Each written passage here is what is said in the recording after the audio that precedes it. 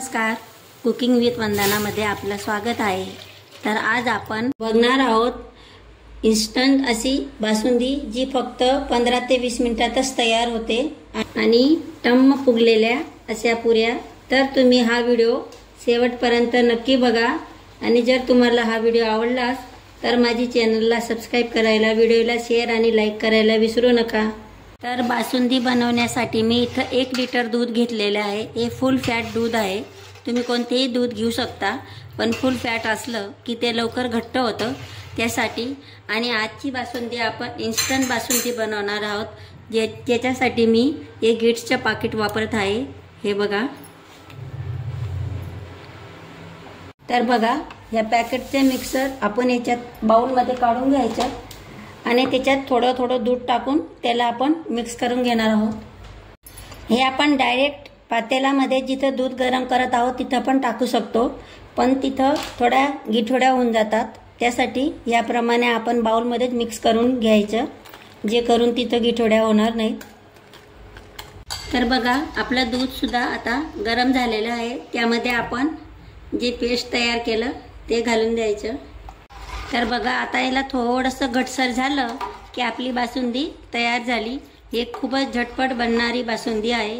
याच्यात आपल्याला साखर वगैरे काही घालायची गरज नाही, त्या पॅकिंगमध्ये सर्वच येतं। त्यासाठी फक्त आपण त्याच्यात आता ड्रायफ्रूट घालणार आहोत शेवटी। तर बघा, आपली बासुंदी झालेली आहे। ही थंड झाली की व्यवस्थित घट्ट होईल। आता त्यामध्ये तुमच्याजवळ जे अवेलेबल असले ते ड्रायफ्रूट घालायचे। तर ह्याप्रमाणे इन्स्टंट अशी आपली बासुंदी तयार झालेली आहे। तर आता पुरी बनवण्यासाठी मी इथं गव्हाचं पीठ घेतलेलं आहे। त्यामध्ये थोडासा रवा घालायचा आणि जितका रवा घातलेला आहे तितकंच बेसन पीठ पण घालायचं। त्यानंतर त्याच्यामध्ये आपण थोडीशी साखर घालायची। साखर आणि बेसन पीठमुळे आपला पुरीला एकदम छान असा रंग येतो। त्यानंतर बघा, तेल गरम करून घेतलेलं आहे ते घातलेलं आहे आणि चवीप्रमाणे मीठ घालून त्याला सर्वाला व्यवस्थित तेल पूर्ण पिठाला मळून घ्यायचं। तेल थोडं गरम आहे तर तुम्ही चमचीच्या सहाय्याने पण मिक्स करू शकतात।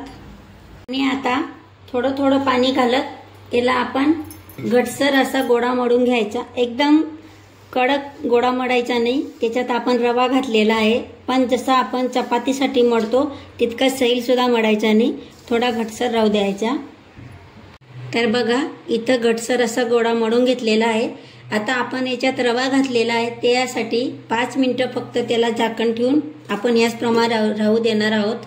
तर 5 मिनिटानंतर बघा, ते थोडं सॉफ्ट झालेलं आहे। आता त्यावरती मी थोडंसं तेल टाकून त्याला व्यवस्थित मळून घेणार आहे। बघा, त्यानंतर असे लहान लहान गोळे तोडून घ्यायचे आणि त्याला ह्याप्रमाणे आपण पेढाचा आकार दिला की नंतर पुऱ्या लाटायला घ्यायच्या। आणि याप्रमाणे पाटल्याला थोडंसं तेल लावून आपण मध्यम आकाराची पुरी लाटायची। एकदम जास्तीत जाड पण नाही आणि चपाती लाटतो तेवढी बारीक सुद्धा नाही, थोडीशी जाडसर राहू द्यायची, तर ती व्यवस्थित फुलते। तर हे बघा, एवढी जाडसर मी पुरी लाटून घेतलेली आहे। तर बघा, याप्रमाणे मी सर्व पुऱ्या लाटून घेतलेल्या आहेत आणि मी आधीच कढईमध्ये तेल तापवायला ठेवलेलं, ते सुद्धा व्यवस्थित तापलं गेलेलं आहे।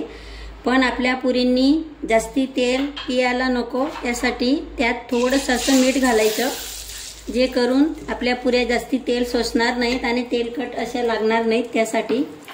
नंतर बघा, थोड्या सांभाळून याप्रमाणे आपण तेलमध्ये पुऱ्या घालायच्या। बघा, आपल्या पुऱ्या तेलात टाकल्याबरोबर टम अशा फुललेल्या आहेत। तर बघा, याप्रमाणे आपण सर्व पुऱ्या तळून घेणार आहोत। बघा, किती छान अशा आपल्या पुऱ्या फुललेल्या आहेत। तर मग बघा, तयार आहे आपली इन्स्टंट बासुंदी आणि टम्म फुगलेल्या अशा पुऱ्या। तर कसा वाटला तुम्हाला हा व्हिडिओ, मला कमेंटमध्ये नक्की कळवा। धन्यवाद।